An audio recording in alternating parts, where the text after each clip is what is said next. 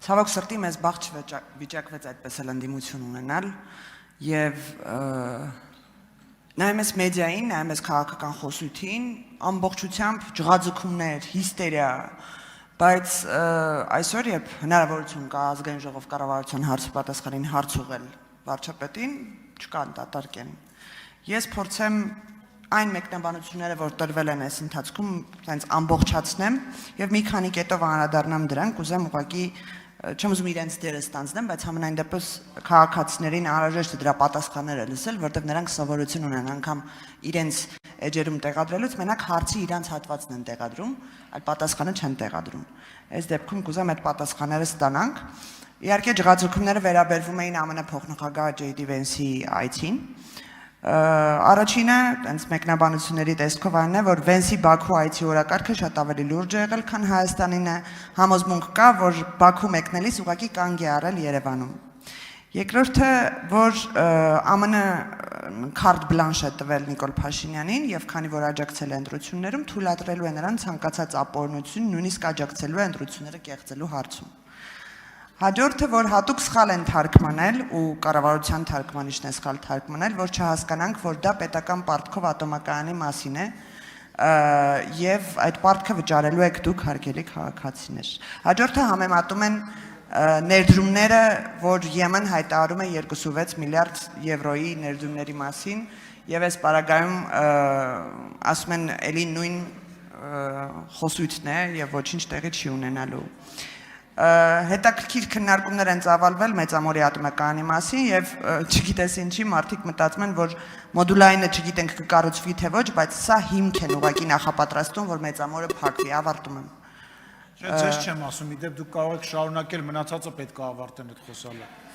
Դուք շարունակեք, Տիկին Մինասյան։ Քաղաքական միտքը հասել է նրան, որ ուղղակի կեղծիք են տարածում, որ Հայաստանի Հանրապետության ոչ մի պաշտոնյաց ձեռնարկաբերդ այցի ժամանակ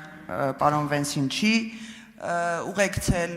եւ սա այս դեռ երևի տենց 3-4% ասեցի ընդհանրապես ինչ է քննարկվում այս օրերին ընդդիմադիր մամուլում, երևի թե մենք ենք պարտավոր այդ դերը ստանձնենք, այդ հարցը ուղենք ձեզ, որտեղ նրանք դալիճում չեն։ Շնորհակալություն։ Հարցին կպատասխանի Հայաստանի Հանրապետության վարչապետ Նիկոլ Փաշինյանը, համեցեք պարոն վարչապետ, խնդրեմ։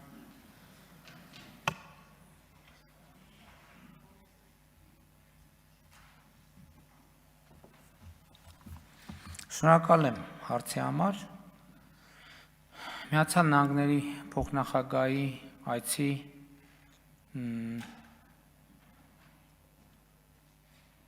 ավելի հագեցած օրակարգ, ես հիմա այդ ընթացքում մտածում էի, թե էլ ինչով կարող էինք հագեցնել, շատ կդժվարանամ, անկեղծ ասած, որովհետև եւ ընդհանրապես շատ չեն լինում այդպիսի հագեցած օրակարգերով այցերը։ Ինչ է եղել օրակարգը, եղել է թրիփը, եղել է օգոստոսի 8-ին Վաշինգտոնում ստորագրված 3 մեր մտադրությունների հուշագիրը։ Հիշում եք այն ժամանակ էլ ասում են, հա դե մտադրությունների հուշագիրը։ Հետո ես էլ ասում եմ դրա համար, որ հետագայում նաև դրանց հիման վրա process-ներ տեղի ունենան։ Ընդ որում թրիփի շրջանակներում քննարկվել է հնարավոր էլեկտրաէներգիա, էլեկտրական հաղորդման գծեր, խողովակաշարեր, մալուխներ, երկաթուղային, ես անկեղծ ասած հիմա ուզում եմ հիշեմ ծավալով, ավելի մեծ ծավալուն քննարկումներ, նկատի ունեմ տնտեսական եւ քաղաքական երբեմն վերջին անգամ ունեցել։ Էլ անվտանգային էլ չեմ ասում, որ առաջին անգամ ընդ որում այսպիսի բան հաճախ չի լինում, որ Միացյալ Նահանգները հենց այցի ընթացքում պաշտոնական ցույց է դրվում, որ ժամանակակից ամենաժամանակակից հետախուզական տեխնիկան է մատակարարվում Հայաստանի Հանրապետությանը, բայց սա ինչի մասին է։ Սա նրա մասին է, որ Հայաստանի եւ Ադրբեջանի Միացյալ Նահանգների միջև ռազմատեխնիկական համագործակցության ճանապարհը բացվել է, այսինքն այդ մի բանը անօթաչու թռչող սարքը ցույց տալու իմաստը ո՞րն էր։ Ցույց տալու իմաստը այն էր, որ ճանապարհը դա ըստ էության Հայաստան Միացյալ Նահանգներ ռազմատեխնիկական համագործակցության կանաչ լույսն է։ Ինչ վերաբերվում է, գիտեք ինչ, մենք մի անգամ չենք ասել, որ մենք մեր ձեռքերը կկտրենք ընտրությունների, դա ում մասին են խոսում, ես ուզում եմ հասկանամ, ում մասին են խոսում։ Այսինքն 2018 թվից հետո Հայաստանում քանի ընտրություն ա կեղծվել, քանի լսեք, Երևան քաղաքում ընտրությունների արդյունքները վճռվել է 70 թե 120 քվեաթերթիկի վրա։ Այդ ասողները այդ 120 քվեաթերթիկը կուտեին ուղղակի։ Նրանք ովքեր մեզ ասում են, որ մենք բան ենք անում, որ մենք ընտրություն կարող է կեղծենք, նրանք ոչ միայն կուտեին, այլև տենց հազարավոր քվեաթերթիկներ կերել են այդ մարդիկ։ Հիմա եկել են ինձ ասում են, որ մենք պատրաստվում ենք ընտրություն կեղծել։ Ատոմակայանի հետ կապված, ես արդեն ասացի, որ մենք այն որ մեծամորի ատոմակայանը պիտի փակվի, դա համապարփակ եւ ընդլայնված գործընկերության համաձայնագրով ստանձնել է Սերժ Սարգսյանը։ Այսինքն, հիմա մենք ասում ենք, որ նոր ատոմային կայան ունենալու հարցը քննարկում ենք մի քանի գործընկերների հետ՝ Ռուսաստան, Միացյալ Նահանգներ, Ֆրանսիա, Կորեա, Հարավային Կորեա եւ Չինաստան։ Եվ Միացյալ Նահանգներն էլ ակնհայտորեն արդեն 1-2-3 համաձայնագիրը ստորագրեց ԵՄ-ի ներդրումներից այս պահի դրությամբ մենք 900 միլիոն եվրոյի ունենք ծրագրեր եւ առաջիկայում այդ ծրագրերը կավելանան։ Եվ նաեւ իդեպ հյուսիս-հարավի Սիսիան Քաջարան հատվածի կառուցման գործում է այս ծրագրի այս փաթեթի շրջանակում ներդրումներ տեղի կունենա եւ այլն եւ այդպես շարունակ։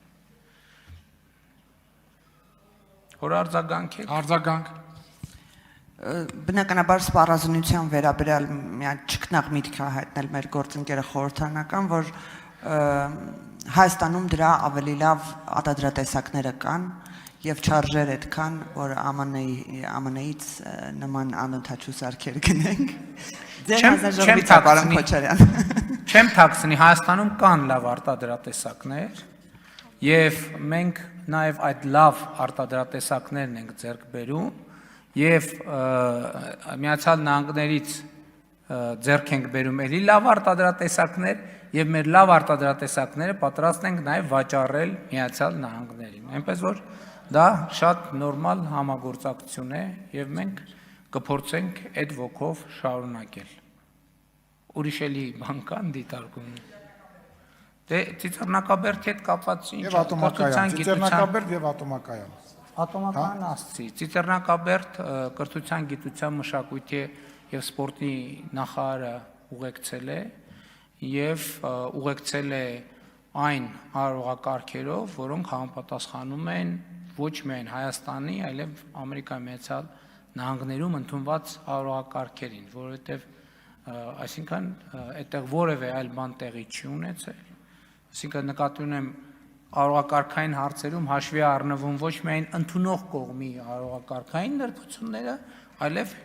հյուր կողմի արարողակարգային նրբությունները եւ ամեն ինչ արվել է այդ տրամաբանությամբ եւ որպեսզի համապատասխանի այդ թվում Միացյալ Նահանգների արարողակարգին, որևէ այլ բան ձեր ասած համատեքստում տեղի չի ունեցել։ Չնայած տեղի են ունեցել բաներ, որ ավելի ճիշտ կլիներ տեղի չունենան, բայց դա ուրիշ խոսակցության թեմա է։ Շնորհակալ եմ։ Շնորհակալություն, պարոն վարչապետ, օգտվելով նիստ վարողի իրավունքից մի արտահերթ հարց տամ, քանի որ այս ատոմակայանի թեման շատ է շահարկվում, ի վերջո երբ է փակվելու, ինչ պայմաններում, մինչև այդ արդյոք մենք նոր ատոմակայան կառուցած ենք լինելու, արդյոք որոշված է ինչպիսին թե եւ ում հետ համագործակցությամբ, խնդրեի պարզաբանել։ Տեսեք, մենք հիմա գտնվում ենք Մեծամորի ատոմակայանի գործունեության ժամկետը մինչև 2036 թվականը երկարացնելու ցիկլի մեջ, որից հետո եւս մի փուլ ենթադրվում է 10 տարով եւս հնարավոր կլինի երկարացնել մեծամորի ատոմակայանի գործունեությունը, այսինքն եղավ 2036 եւ 2046։ Այդ ընթացքում մենք պետք է կայացնենք որոշումներ։ Եվ ելի եմ ասում, եւ այս ամբիոնից ես այս նույն հայտարարությունը մի քանի անգամ գոնե ասել եմ։ Մենք նոր ատոմային ռեակտոր, միջուկային ռեակտոր ունենալու հարցը քննարկում ենք Ռուսաստանի հետ, Միացյալ Նահանգների հետ, Ֆրանսիայի հետ, Չինաստանի հետ, Հարավային Կորեայի հետ։ Եվ մենք բոլոր մեր գործընկերներին թափանցիկ կերպով, այսինքն եթե ամբիոնից ասում եմ, դա շարքման ոչ մեկից գաղտնիք չենք պահում։ Բոլորին թափանցիկ կերպով ասում ենք, որովհետև ասում ենք դա ներողություն ճակատագրական ռազմավարական նշանակության որոշում է, եւ որոշում կայացնելիս մենք պետք է համոզված լինենք, թե որ առաջարկն է մաքսիմալ համապատասխանում Հայաստանի Հանրապետության շահերին։ Այդ թվում միջալոց մենք ուրիշ խնդիր ունենք։ Մենք ունենք խնդիր միջուկային էներգետիկայի շուկան լավ եւ ճիշտ ուսումնասիրելու երկարաժամկետ, որովհետեւ կա ուրիշ խնդիր։ Հիմա իհարկե մեր էներգետիկ համակարգում,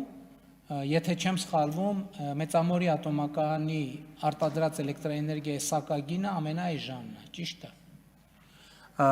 Այստեղ ինչ խնդիր ունենք մենք նաև ասում եմ, որպես վերջին մի քանի անգամ ատոմային միջուկային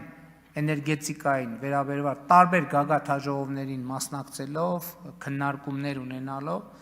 մենք կան գնահատականներ, որ միջուկային վառելիքի պաշարը ընդհանրապես, այս պահին հայտնի պաշարները, իրենք 70 տարվա պաշարներ են։ Այսինքն, ինչ է սա նշանակում։ Սա նշանակում է, որ հաշվարկի կարիք ունի, թե 40 տարի հետո 1 կիլովատժամ միջուկային էներգիան